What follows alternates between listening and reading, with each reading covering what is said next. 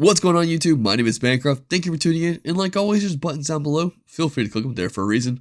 But let's get into it. And as you can tell by the thumbnail, you clicked this video because you know we're talking about the two cards that got revealed finally, which are the secret rares. I almost said secret wars. And there's a dog outside barking at like 11:30. What is going on? All right, sorry, getting sidetracked. We're talking about the secret rares for Fusion World. So we got blue and yellow, which I guess we all expected because we saw red and green get one. So now blue and yellow are getting them as well. And we're going to talk about them. And let me know at the end of this video which of the two secret rares you prefer. I think I know where majority of people are leaning towards. But yeah, let's figure this out. So we're going to talk about Vegito first, which is a 5-cost 30k power battle card, which is pretty cool. On play, you choose one of your opponent's battle cards with a cost of 5 or less, and return it to its owner's hand.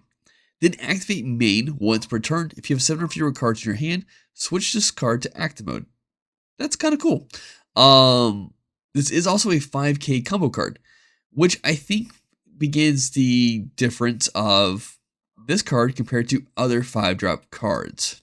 So the card I kind of want to talk about is the Vegeta, which I think is the one I most saw comments talk about as well. So Vegeta, as a reminder, is a 5-cost card, which is 35k battle power, has double strike, so it's innately doing the 2 damage right there instead of you having to swing twice. And then on play, you choose up to one of your opponent's battle cards with a cost 4 or less, and you place it at the bottom of the owner's deck. So this is where it kind of gets tricky to figure out which one's better. Do you prefer being guaranteed a combo card at all times, no matter what? Vegito sounds pretty good. Even though it's 5k, it's still better than what Vegeta offers, which is 0. So if you're getting pressured and all you have left are cards with 0 combo costs, you're screwed. So from here, this is where I think Vegeta is able to kind of balance itself out. And yes, Vegeta is not a secret rare, but Vegeta was a starter rare. Like, the only way to get to Vegeta was to buy the starter deck itself. My real concern with this whole card is the activate main part. You have an 8-drop Broly that will restand itself.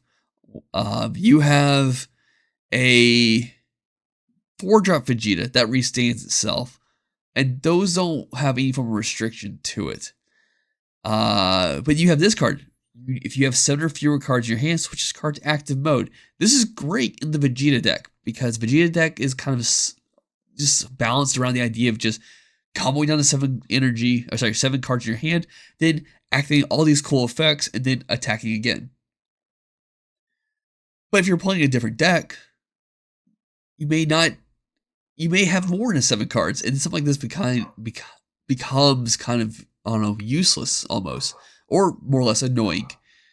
I know the on play bounces the card to your opponent's hand instead of bottom decking it, and the difference there is that this is 5 or less, 4 or less, so you get 1 additional energy. But if the card you're bouncing has a combo cost, you're pretty much telling your opponent, hey, I'm going to attack you. You better combo with this card now.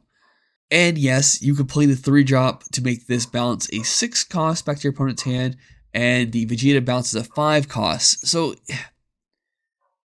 I do put this card in the same category. If I were to give it kind of like a F to S tier, I give this the same category as the Vegeta, which hurts because it's supposed to be a secret rare, so it should have a uniqueness to it. But unlike Masters, you can play 4 of these, so they don't want to push super powerful effects.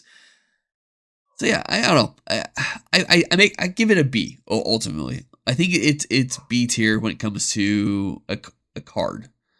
Going over to the second card, which I like already from the permanent, but this card doesn't have a combo cost. So Frieza, Golden Frieza, 6 costs, 40k power, permanent.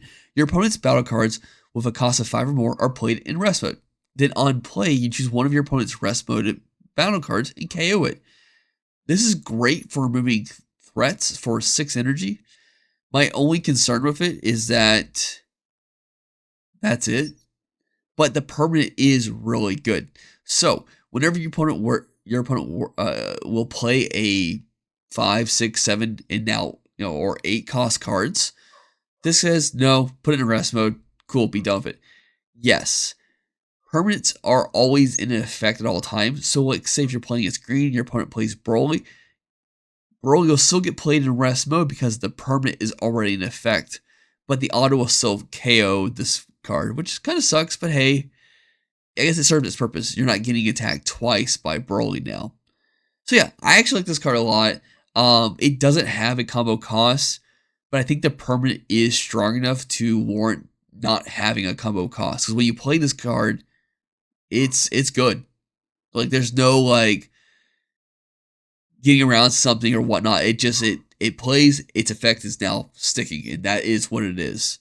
I'm also might be a little bit biased because I like the Frieza deck, but I think word for word, combo for combo, power for power, cost for cost, this card slightly edges out Vegito. And only because Vegito has a 5k combo cost, so if you get stuck with it, it's still a card for you, where this card is useless if you get stuck with it in your hand. But yeah, those are the 2 cards that got revealed. There were a handful of other cards I think that have come out since I did my last video, which I talked about with Zeno. So I think it's like 3 or 4 cards. So I'm going to do rapid fire those real quick. Android 1718, 4-cost card that on play removes 2 of your energy by putting them to the drop. If your leader is Android 17, you add up to 3 cards of Android and their special traits from your drop to your energy.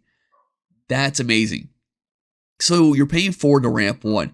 But if you're playing the 5-drop Goku as well, this gets even better. Because you pay 4, you send 3 energy to your drop. This procs the Goku's auto, which goes into pending.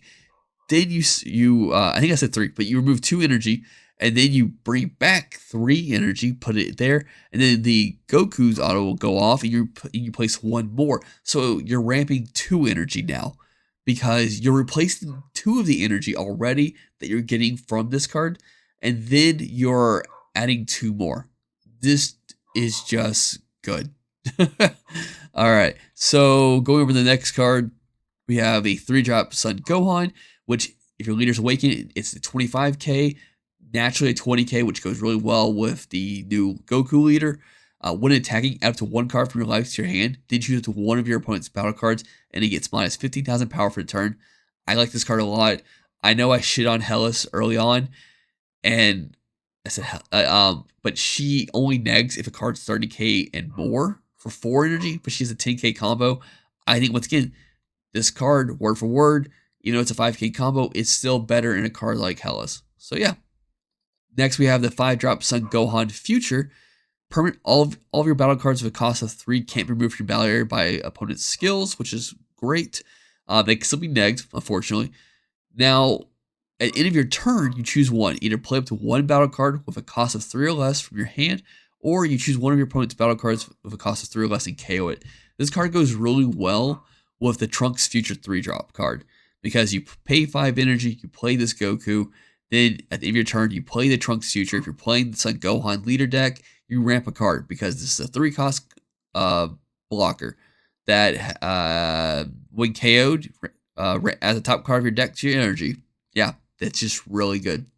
And the last card of reveals we got is the Son Goku for Vegeta, which is really good. On play and when attacking, choose one of your opponent's rest mode and battle cards, and it can't switch to active mode during your opponent's next turn.